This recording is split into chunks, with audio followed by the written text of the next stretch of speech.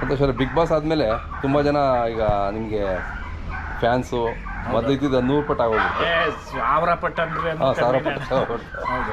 ಪ್ರತಿಯೊಂದು ಊರಿಗೆ ಹೋದ್ರು ಗೌರವಿಸ್ತಾರೆ, ಆಮೇಲೆ ಒಂದು ಸೆಲ್ಫಿ ತಗೊಳೋದಿರ್ಬೋದು. ಅಣ್ಣ ಮೊನ್ನೆ ಒಂದು ಕಾರ್ಯಕ್ರಮಕ್ಕೆ ಹೋದೆ, ಮೈಕೆ ಇಲ್ಲ ಅಲ್ಲಿ. ಅಣ್ಣ ನಾನು ಒಂದೇ ಹೇಳಿದ, 1-2 ನಿಮಿಷ ಟೈಮ್ ಕೊಟ್ರೆ ಮಾತಾಡ್ತೀನಿ ಅಂದೆ, ಫುಲ್ಲು ಶಬ್ದ ಮಾಡ್ತಾ ಇದ್ರು, ಪಿನ್ ಡ್ರಾಪ್ ಸೈಲೆಂಟ್ ಆಗೋಯ್ತು.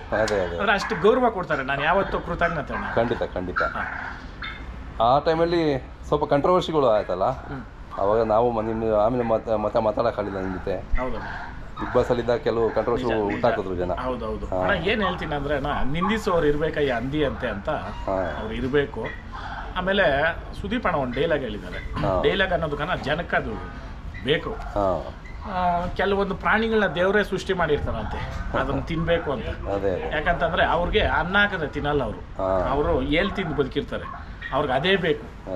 ಹಾಗೆ ನೋಡೋಣ, ಒಬ್ಬರ ಜೀವನದಲ್ಲಿ, ಎಲ್ಲರ ಜೀವನದಲ್ಲೂ, ಎಲ್ಲರ ಮನೆಯಲ್ಲೂ ದೋಸೆ ತೂತು ಅನ್ನೋ ಗಾದೆ ನಿಮ್ಗೂ ಗೊತ್ತದು ಅಲ್ವಾ?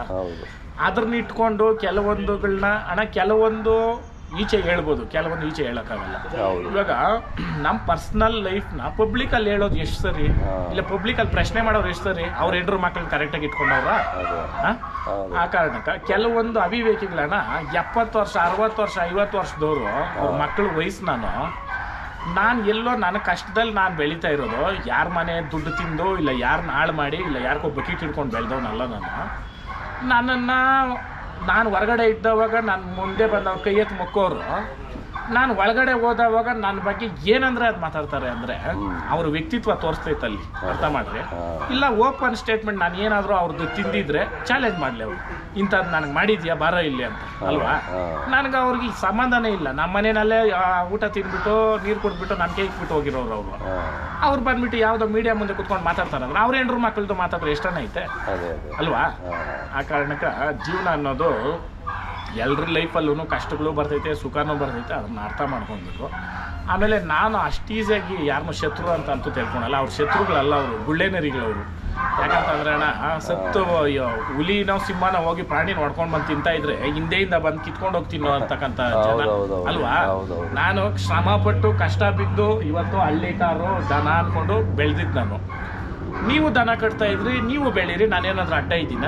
ಇಲ್ಲ ನಿಮ್ಗೆ ಯಾರಿಗಾದ್ರೂ ಹೇಳ್ಬೇಡ್ರಿ ಅಂತ ಹೇಳಿದ್ದೀನ? ಏನಣ್ಣ ನೀವೇ ಅರ್ಥ ಮಾಡ್ಕೊಳ್ರಿ. ನಾವು ಅವತ್ತು ಸಪ್ಲಮಲ್ಲಿ ವಿಡಿಯೋ ಮಾಡಿದವಾಗ ಇವತ್ತು ಅದೇ ಐತಣ್ಣ. ಅರ್ಥ ಮಾಡ್ರಿ, ಇವತ್ತು ಎಷ್ಟು ಬೆಳೆದೈತೆ, ಎಷ್ಟು ಮೀಡಿಯಾದವ್ರು ಇವತ್ತು ಹಳ್ಳಿ ಕಾರ್ ವಿಡಿಯೋಗಳು ಮಾಡ್ಕೊಂಡು ಬದುಕ್ತಾವ್ರೆ, ಎಷ್ಟು ಜನ ಇವತ್ತು ದನ ಸಾಕ್ತಾವ್ರೆ ಅಲ್ವಾ? ಒಳ್ಳೇದೇ ಮಾಡ್ಬೇಕಣ್ಣ. ಆಮೇಲೆ ನಾನು ಅವತ್ತು ಹೇಳಿದ್ದೆ ಅದೇ, ಇವತ್ತು ಹೇಳೋದೇ ಅಣ್ಣ. ನಾನು ಹಳ್ಳಿಕಾರ ಸಾರಥಿ ಅಂತ ನಾನು ಹೇಳಕ್ ಇಷ್ಟಪಡ್ತೀನಿ. ಸಾರಥಿ ಅಂತಂದ್ರೆ ಡ್ರೈವರ್.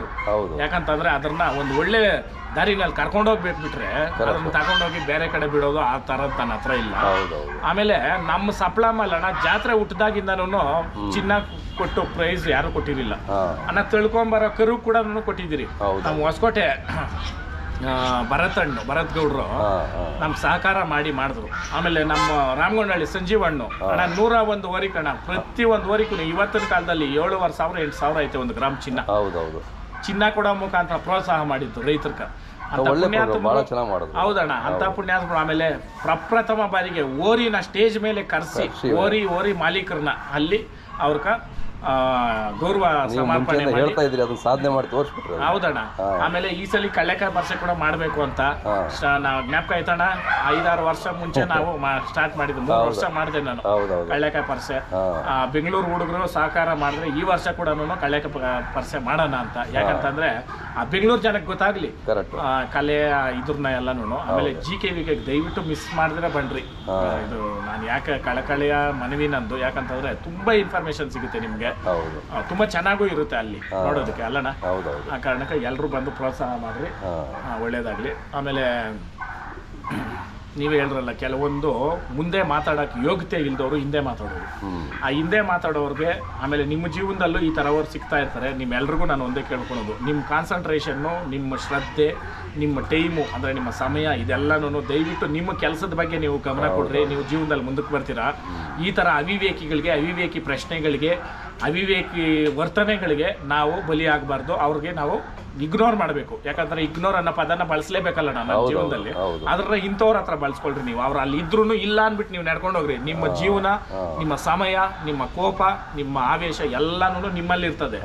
ಅದೇ ನಾವು ಅದಕ್ಕೆ ಮಾತಾಡ್ಕೊಂಡು ಅದ್ರ ಕೌಂಟರ್ ಕೊಟ್ಕೊಂಡು ಅದಕ್ಕೆ ಮಾತಾಡ್ಕೊಂಡು ಹೋದ್ರೆ ನಮ್ಮ ಜೀವನ ಹಾಳಾಗೋದು. ಆ ಕಾರಣಕ್ಕ ದಯವಿಟ್ಟು ಯಾರೇ ಆಗಲಿ ಜೀವನದಲ್ಲಿ ಕಷ್ಟಪಟ್ಟು ಬೆಳೀರಿ. ಆಲದ ಮರ ಥರ 4 ಜನಕ್ಕೆ ಆಶ್ರಯನೂ ಆಗ್ತೀರಾ. ನಿಮ್ಮ ಬುಡ ಮೇಲೆ ಎಷ್ಟಿರುತ್ತೋ ಅದರಷ್ಟು ಒಳಗೆ ಇರುತ್ತೆ. ಅದೇ ನುಗ್ಗೆ ಮರ ತಕ್ಷಣಕ್ಕೆ ಬೆಳೆಯುತ್ತೆ, ಒಂದು ಗಾಳಿ ಕೂಡ ನಿಲ್ಲಲ್ಲ, ಅದು ಅಷ್ಟೇ ಬೇಗ ಮುರಿದೋಗುತ್ತೆ. ಆ ಕಾರಣಕ್ಕೆ ಇನ್ನೊಬ್ಬರ ಯಶಸ್ಸನ್ನ ನಾವು ನೋಡಿ ಖುಷಿ ಪಡ್ಬೇಕು ಬಿಟ್ರೆ ನಾವು ಏನಂತಾರೆ ನಮ್ಮ ಕಡೆ ಕುಲ್ ಬೀಳೋದು ಅಂತಾರೆ, ಅಸೂಯೆ ಪಡೋದು, ಅದು ದಯವಿಟ್ಟು ಮಾಡಕ್ ಹೋಗ್ಬೇಡ್ರಿ. ಯಾಕಂತಂದ್ರೆ ಆತ್ಮ ಅನ್ನೋದು ಭಗವಂತನು. ಆ ಭಗವಂತನು ನಮ್ಮನ್ನೇ ಸುಡ್ತಾನೆ ಹೊರತು ಪರದನ್ನು ಸುಡಲ್ಲ. ಆ ಕಾರಣಕ್ಕೆ ಆತ್ಮ ಶುದ್ಧಿಯಿಂದ ಬದುಕ್ರಿ. ನಾವು ಮಾತಾಡೋ ಮಾತು ಕೆಲವೊಬ್ರು ಹೇಳ್ತಾರಣ್ಣ ಸುಮ್ಮನೆ ಬಿಲ್ಡಪ್ಗಳು ಅದು ಇದು ಅಂತ.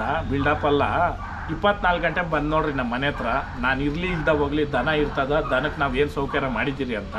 ಇವಾಗ ಇನ್ನ ಶೆಡ್ ಕಿತ್ತಾಕ್ಬಿಟ್ಟಣ್ಣ, ಇನ್ನ ಅಪ್ಗ್ರೇಡ್ ಅಲ್ಲಿ ಇನ್ನ ನೀಟಾಗಿ ಮಾಡ್ಬೇಕು ಅಂತ. ಯಾಕಂತಂದ್ರೆ ನಾ ಇಲ್ಲಿ ಹಾಸ್ಪಿಟಲ್ ಕೊಟ್ಟಿದ್ದೀರಿ,